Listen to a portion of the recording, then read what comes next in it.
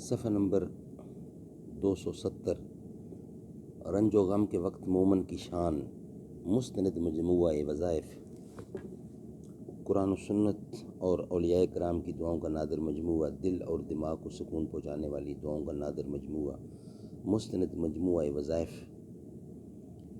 حضرت مفتی نظام الدین شامزی شہید رحمۃ اللہ۔ نحمدہ ونصلی علی رسولہ الکریم، بسم اللہ الرحمن الرحیم۔ صفحہ نمبر 270 وَلَا تَدْعُوا مِن دُونِ اللَّهِ مَا لَا يَنفَعُكَ وَلَا يَضُرُّكَ فَإِن فَعَلْتَ فَإِنَّكَ إِذًا مِّنَ الظَّالِمِينَ۔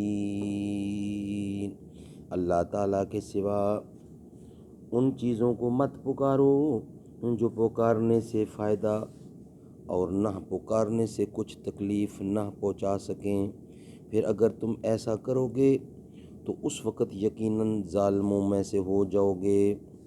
ان آیات کے ترجمہ کو خوب غور سے پڑھیں اور بار بار پڑھیں، اور کسی حال میں بھی، کسی پریشانی پر بھی، کسی نجومی، دست شناس، فال نکالنے والا، کالے علم کرنے والا، جادوگر، عامل، کامل، روحانیت کے دعوے دار، جھوٹے پیر وغیرہ کے پاس کبھی نہ جائیں، نہ ہی خطوط کے ذریعے کوئی بات پوچھیں یا عمل کریں۔ حدیث شریف میں بھی صاف طور پر علم نجوم کرنے اور کروانے اور نجومیوں، دست شناس، جوتشی، غیر شرعی عامل کامل سے بات پوچھنے اور ان کی تعریف کرنے والے پر سخت وعید آئی ہے۔ چنانچہ رسول اللہ صلی اللہ علیہ وسلم نے ارشاد فرمایا، جو شخص کاہن کے پاس جائے اور اس کی بتائی ہوئی باتوں کو سچا جانے تو وہ اس چیز یعنی قرآن و سنت و شریعت سے بری ہوا جو محمد صلی اللہ علیہ وسلم پر نازل ہوئی۔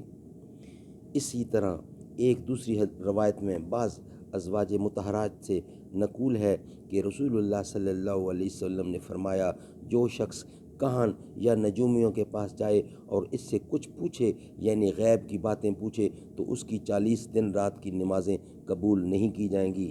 ایک اور حدیث میں حضرت عمران بن حسین رضی اللہ سے روایت ہے کہ رسول اللہ صلی اللہ علیہ وسلم نے ارشاد فرمایا کہ وہ شخص ہم میں سے نہیں جس نے شگون لیا یا اس کے لیے اس کی مرضی سے شگون لیا گیا، یا جو نجومی کے پاس آیا یا اس کی مرضی سے اس کے لیے کوئی اور آیا، یا جس نے جادو کیا یا جس کے لیے اس کی مرضی سے جادو کرایا۔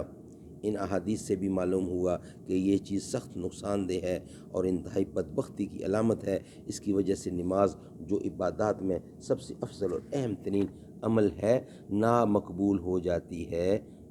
تو جب نماز ہی قبول نہیں تو دوسرے اعمال بطریق اولیٰ قبول نہیں ہوں گے۔ اللہ تعالی ہمیں اس پہ عمل کرنے کی توفیق عطا فرمائے۔ صدق اللہ العلی العظیم۔